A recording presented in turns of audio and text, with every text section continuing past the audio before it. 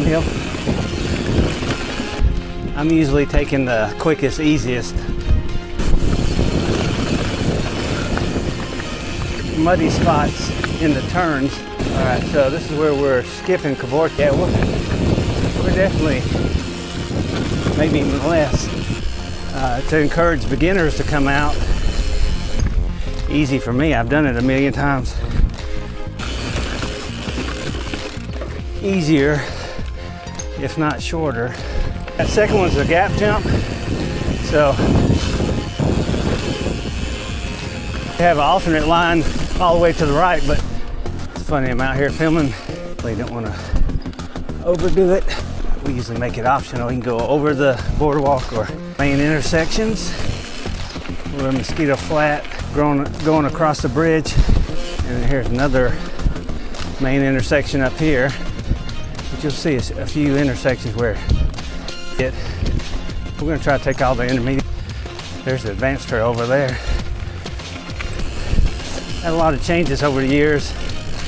Fan of, even though some people aren't. The South Loop for that, and of course Narnia. So this has always typically been.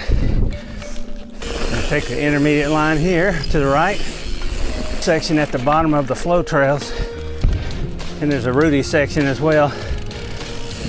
Firefighters and policemen and other public safety. Faster. That way those guys that want to hammer and do multiple laps, advanced line and intermediate line came back together. That's rhythm and blues. We won't be taking that one, but liquid form so I can drink it for carbs. If you let it set too long, like a week. So mine is right there at the limit. So if you wanted to hammer, you could. We're staying on the main dwelling trail, almost at the top of the flow trails. Once it splits off from rhythm and blues, the